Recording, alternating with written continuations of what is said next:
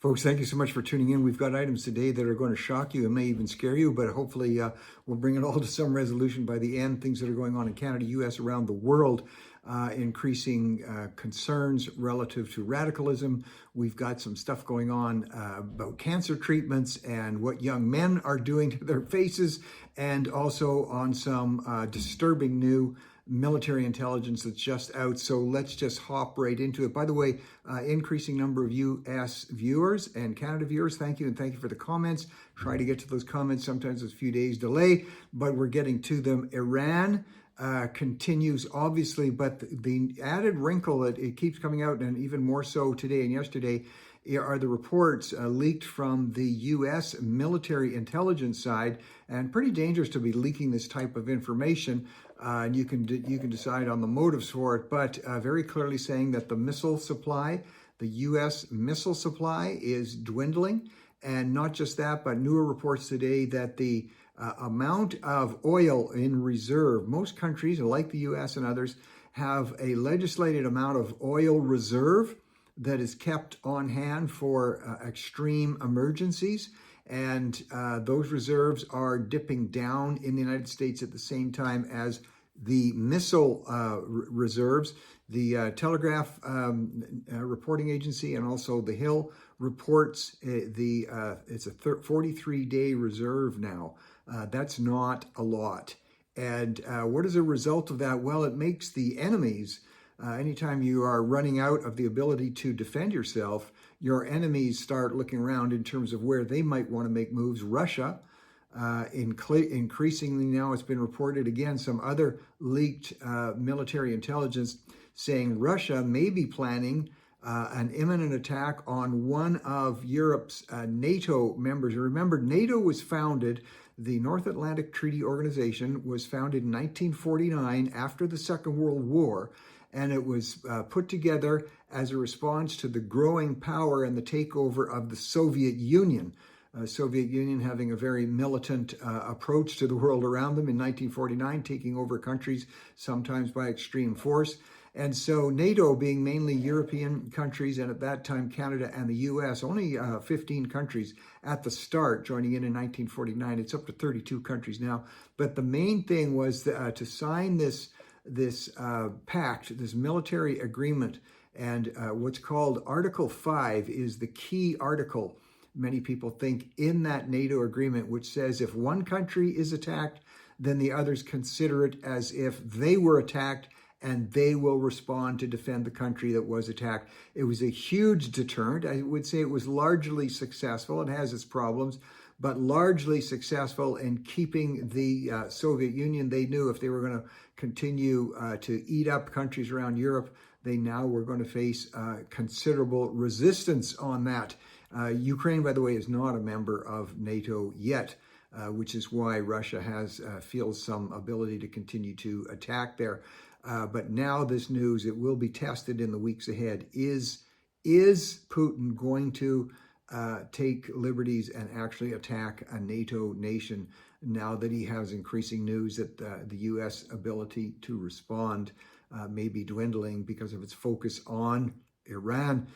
China also has oil reserves, the largest now in the world. 1.4 billion barrels are their reserve. Very large. That could mean they will be looking a little more greedily, for instance, at Taiwan if they think the U.S. is not going to be able to respond. So it's definitely, the tensions are mounting. Amidst all of that, there is another organization, a military organization that's just formed. This one is very interesting news. You'll just be hearing this coming out today. Turkey, Saudi Arabia, and Pakistan forming an alliance. Think about that. Turkey, Saudi Arabia, and Pakistan. Now, they are all Muslim countries, so it's being called a Muslim Nato. But now they are saying, and they're saying to their enemies around them, you attack one of us, the other two are going to jump into the fight. So think about that. One possible good deterrent effect is that it's saying to Iran, let's say this, they're saying, Iran, if you attack Saudi Arabia, there's this new agreement here, and Turkey and Pakistan are going to jump in and attack you. It also could apply to Israel. If Israel feels under attack, let's say from wherever, let's say from Saudi Arabia, which they don't, because Saudi Arabia is coming closer in lining with what's called the Abraham Accords to recognizing Israel, as a number of other Middle East countries have. But let's say if for some reason Israel was thinking of attacking Saudi Arabia, they would have to realize that's going to trigger Turkey and Pakistan jumping in against us. So overall, I think this is a good deterring effect. We'll see how it plays out in the months, maybe even the years ahead, but brand new all-Muslim military alliance there. There's an alliance that I don't like the sound of. As a former Minister of Finance, we see it in Canada and we see it in the U.S. For instance, President Trump, among many of the things that he's taking grief for from his so-called conservative alliance, is the fact that there are now 30 U.S. companies that the U.S. government has significantly invested in. And this is in terms of buying into with equity. And governments will always come up with excuses on why they're buying into the private sector. But that's happening. That's got people nervous, because history shows very clearly the more government gets involved in an economy, the more bloated the administration gets, the least effective and the less prosperous those companies and therefore the workers will be. So danger signs, we don't like it. And we see in Canada something similar with Prime Minister Carney just announcing now, going into Toronto and saying he's going to put $2.7 billion into the federal government helping out in the building of condos, the building of new condos. This is so typical of governments, and I'm going to say of any particular stripe. Governments wind up over-regulating, overtaxing, trying to get the vote of the so-called, let's say, socialist vote by taking over the economy. It always, I underline always, in the long run winds up in terms of being a less effective economy, more expensive accommodations. If it's the housing market we're talking about, more tax dollars. It winds up dampening the economy, less prosperity for everybody, and making life worse for the poor, who apparently they're building the condos for. So with this announcement of it's just unbelievable. The federal government saying they're going to get involved in the building of over 2,000 condos. Whatever the number is, goes one day it's 1,000, next day it's 2,000. This is a slow march to economic disaster, but it's like a drug for the politicians. It's a beautiful thing to announce that you're doing something, especially on the area of affordability, and you're doing it. You're stealing taxpayer dollars from hardworking people, and you're putting it into your pet projects.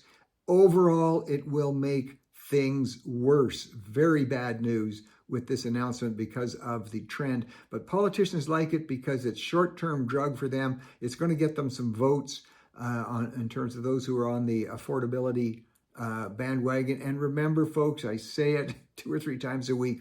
What is the single greatest cause of inflation? There are other causes, but the single greatest cause of inflation is politicians announcing new spending, and new spending with borrowed dollars. All economies now, maybe except for Alberta, are running in debt. And when you announce new spending with increased spending with borrowed dollars, that means inflation. That means it becomes just a little more difficult for you to buy items at the grocery store. And so then what happens? Groceries become more difficult to purchase. So again, the governments across the board stupidly make the announcements. Well, then we'll fix it. We'll just get into the grocery store business. That's already proving to be a disaster in New York City, as it has been, folks. You can't keep voting for politicians who don't get it. You are destroying your future. If you're a senior, you're going to erode your pension. You're also going to erode the chances for your kids to be successful. Well, we'll see if that indeed continues. The other trend that's continuing in Canada is the Liberals being able to build and strengthen and maintain a majority in the House of Commons without even going to an election.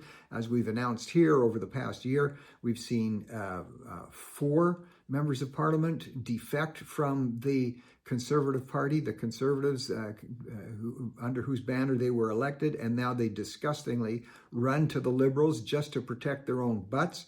That's happened with 4 of them. We've seen a good MP being promoted to the Senate, and now Larry Brock, a member of Parliament in Ontario, who's a good guy, solid conservative, announced he's leaving because it appears there's a judicial appointment that may be waiting for him. And so that trend continues and strengthens the Liberals' count in the House of Commons without even having to go to an election. So Pierre Poilievre, the leader of the Conservative Party, who's doing a good job, I believe, but he's just getting savaged in the media. Of course, the media being left-leaning and paid for, many of the media paid for actually directly by the Liberal government through the CBC. Okay, I got that off my chest. So saving face, like quite literally, let's shift this here. The American Academy of Facial Reconstruction Surgeons, okay, I'll say that again.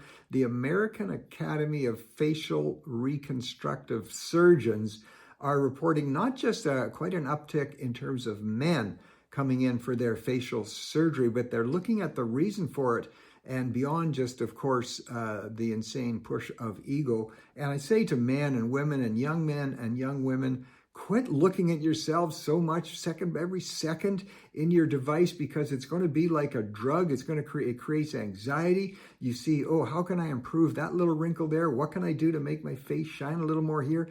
It's crazy. You're ruining your faces. And the surgeons here are saying that the biggest increase among men as their patients now for facial reconstruction is because of the tendency over the last few years. It's called looks maxing. Looks maxing, that means maximizing your looks. And they've been doing it really with injections. This is way past Botox. This is silicone injections, different oils that men and women, but increasingly young men, are shooting into the face. Even, brace yourself, liquid cement to try and make, whether it's the jawline stand out more or whatever it might be. And of course, that's wreaking havoc on their faces, and they're having to go for facial reconstructive surgery. Folks, accept yourself the way you are. It's just give your heads and give your faces a shake. In the publication known as The Mirror, the UK publication, A Dangerous Trend. Again, here's this has to do with young men in the UK and across Europe and somewhat in North America now. And that's the increasing radicalization of young men of the Muslim faith, and even directly announcing that they are members of ISIS. That's the Islamic State. That's I in ISIS, Islam. That's what it stands for. And its association with Al-Qaeda, Muslim, and they're increasingly becoming radicalized. That's one of the reasons you see, whether you're looking at TikTok or now wherever it might be that you get your news feed, you see increasing, these are not made up videos, they're not video generated, most of them, this is for real, increasing individual attacks on just innocent citizens on the streets. Of course, there's the rape crisis that media tries to play down, but it's a real thing, and it's increasingly seen as radicalized young men, radicalized young Muslim men. Chris Hughes, who's the defense and security editor over at The Mirror, is talking about this in great detail. And there has to be something to stop this. People have to, what's going to happen, as he points out, he fears that it's going to result in actual terrorist incidents that go beyond individual acts of terror, but possibly going into stadiums or theaters or mass incidents because of the increased radicalization of young Muslim military-aged men. And one of the few ways this can be turned around, imams everywhere, and I've appealed to you before in your mosques across North America, you claim to be people of peace. You have to speak up against this. You have to send the message to the young men in your congregations that no, this is wrong, attacking people and this radicalization and violence and terrorism. If you're not saying it's wrong, it's going to continue to increase. That is going to create, as it already has, increase on what they call the far right in terms of groups. Again, this will be young men on the other side of the equation who say, we're not going to put up with this, and it's going to lead to increased tension and violence. One of the ways this can be alleviated, and I've said it before, I'll say it again, imams in mosques across Canada and the US, you claim to be people of peace. please let there be very public speaking in your mosques and into our media about how you are denouncing this violent trend among the young men in your communities and in your mosques. Please speak up.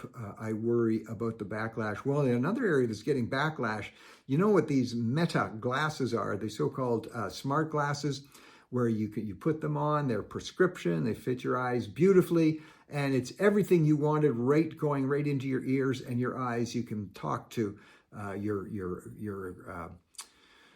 your AI assistant. You can be Googling the whole time. You can be listening to music. And of course, you can be recording everything you're seeing.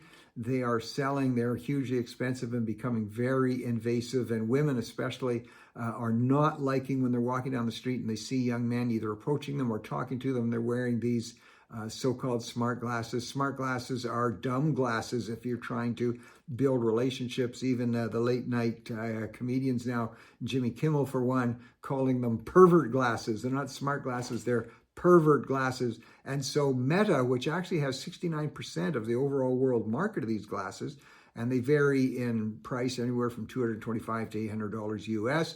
And you have young men that are actually, there's a little light that's supposed to flash on the outside of the glasses when you are filming somebody, so they know they're being filmed. Of course, people being people, they have found ways to disconnect that little flashing light. They can drill into it, they can make it not flash, and increasingly women are calling them pervert glasses, not smart glasses. Let's see what Meta might be doing about this. Now, you may or may not have heard of Flock cameras, the Flock camera company. This is the company that certainly in Canada and the US and somewhat worldwide installs the camera and surveillance cameras in cities, in airports, and everywhere. And there is more and more pushback. These cameras now, the Flock cameras, they're so amazing. They capture every license plate that drives down the street, every license plate that drives down a highway, every one. They can capture it and they can locate you, they can follow you, they can track you. It's gotten a lot of people nervous. And right now, and we see this reported by the Washington Examiner, 30 cities in the US and 23 states have canceled their contract with the Flock camera company in Canada. They're not as extensively used in the cities, but our policing forces, the RCMP, for instance, use them in their own cars on an as-needed basis. Instantly, they just drive down the street. Every license number on the street is instantly recorded and who's driving the car. And we're going to see if there is pushback on that. It's hard to predict. Talking about predicting, you've heard of Polymarket, you've heard of Kalshi. These are two of the biggest organizations that oversee betting, where you can just bet on anything now. As you know, they'll give you odds, you invest the money and you can see if you can beat the odds. And these markets, the newest area now, people are betting on cancer patients and whether they're going to survive their treatment or not. Believe it or not, yes, this is true. And if they're going to die, they're betting on how long will they live. Will they live 2 months? Will they live 6 months? And the bettors can cash in if they guess correctly. This is really ghoulish stuff. This is making a lot of people kind of feel sick to their stomach. You can't stop somebody from betting. It's not against the law. Where it's particularly a problem is where you have groups of people who are taking certain treatments that are experimental treatments, let's say for pancreatic cancer, for instance, and somehow these markets get a hold of it and they start to bet on when will people start dying in spite of the fact they're taking these experimental treatments. What day might they die? Really cold-hearted stuff. Pretty tough to legislate against that. And so maybe we should take a bit of advice from, there's a column that's been running. The gentleman's name is Chris McCurley in the US, and he's in 4th stage cancer. He's taking his treatments at the cancer treatment at the Vanderbilt Ingram Cancer Center. And he's saying, I'm going through stage 4. I don't know if I'm going to make it or not. Some people are saying I am, some aren't. He said, I'm not going to be defined by that. I'm going to be defined by the fact that there is a God who loves me, and I can't explain all these things. But he says that what he does, he looks in the book of Psalms, in the Old Testament, the Bible, Psalm 46, verse 1 says, God is my very present help in time of trouble. Might be something for you to think about, whatever you're going through today. Folks, thanks for tuning in. Tune in tomorrow, Saturday. I'll give you a sneak peek at the week ahead. Thank you.